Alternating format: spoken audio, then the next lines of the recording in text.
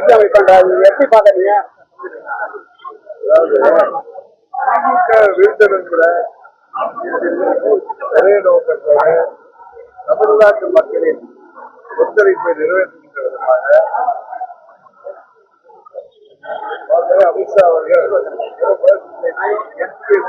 பலப்படுத்தி வருகிறார். இந்த முயற்சிக்கு மற்றவர்களுமான ஒரு கருத்தை சொல்வது நாகரிகமாக இருக்காது. மேலும் கூட்டணியில் உள்ள தலைவர்கள் அவர்களுடைய விருப்பத்தை சொல்வது இயற்கை. இப்ப திமுக கூட்டணியில சிபிஎம் மாநில தலைவர் சண்முகம் என்ன சொல்றாரு? திமுக 4 ஆண்டுகளுக்கு முன்பு தேர்தலுக்கு முன்பு சொன்ன வாக்குறுதிகள் எல்லாம் நிறைவேற்றினால்தான் மக்களை தைரியமாக சந்திக்க முடியும். கூட்டணியில் உள்ள கட்சிகள் சொல்வது எல்லாம் நீங்கள் கேள்விகளை கேட்டுட்டு டெய்லி கண்டிப்பு மாதிரி கதை போயிட்டு இருக்கோம். அதனால ஒன்று மட்டும் சொல்கிறேன், திமுக கூட்டணி எங்களது கூட்டணியை பார்த்து பயப்படுகிறார்கள் என்பதை உணர்ந்து கொண்டு ஊடகத்தை சேர்ந்த நீங்கள் ஆர்வத்தோடு பல கேள்விகளை கேட்கிறீர்கள். உறுதியாக உங்கள் எண்ணமும் தமிழ்நாட்டு மக்களின் எண்ணம் நிறைவேறுகின்ற விதமாக எங்களது கூட்டணி உறுதியாக திமுகவை வீழ்த்தி, திமுக கூட்டணியை வீழ்த்தி, இந்த மக்கள் விரோத ஆட்சியை வீழ்த்தி, தமிழ்நாட்டில் மக்களாட்சியை புரட்சித் தலைவர் எம்ஜிஆர் அவர்கள் ஆட்சி கொண்டு, அம்மா அவர்கள் ஆட்சி கொண்டு ஒரு நல்ல ஆட்சியை, சட்டம் ஒழுங்கு சரியாக பராமரிக்கப்படுகின்ற ஆட்சியை, கொலை கொள்ளை இல்லாத ஒரு ஆட்சியை, கூலிப்படைகள் இல்லாத ஆட்சியை, காவல்துறை மக்களின் நண்பர்களாக செயல்படுகின்ற அம்மாவின் ஆட்சியை போன்ற ஒரு ஆட்சியை உறுதியாக நாங்கள் உருவாக்குவோம்.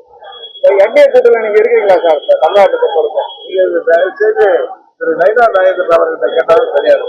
இல்ல, இங்க தமிழகத்தை பொறுத்தவரைக்கும் எடப்பாடி தான் கூட்டணி கட்சி தலைவர் என்று பாஜக சொல்லியிருக்கு. ஆனா அந்த கூட்டணி கட்சி சேர்ந்தவங்க எல்லாமே அவர் கூட்டத்தில் கலந்துக்கிறாங்க, உங்க கட்சியினர் கலந்துக்கிறாரு. இது ஒரு கருத்து வேறுபாடு வராது சார். அதாவது நீங்க ஆசைப்படுற மாதிரி ஒன்றும் நடக்க போறது இல்லை. உறுதியாக தேசிய ஜனநாயக கூட்டணி இன்னும் பல கட்சிகள் பலம் பெற்று திமுக இருக்கிறோம். இன்றைக்கு தமிழ்நாட்டில் சட்டம் ஒழுங்கு இருக்கிறதான்னு தெரியவில்லை. காவல்துறை மக்களின் நண்பர்களாக பாதுகாப்பாக இருக்கிற துறை இன்றைக்கு விசாரணை அழைத்து காவல்துறையிலேயே கொல்லப்படுகின்ற அளவிற்கு நாடு குறைத்து போயிருக்கு. எல்லா கட்சிகளும் போராடுகின்றன.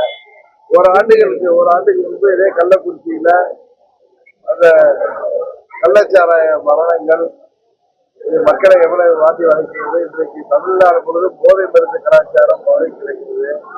இதையெல்லாம் முறியடித்து நல்லதொரு ஆட்சி வேண்டும் என்று மக்கள் விரும்புகிறார்கள். அதை உறுதியாக நாங்கள் உருவாக்குவோம். அதனால எங்கள் கூட்டணி இன்னும் பலப்படும்.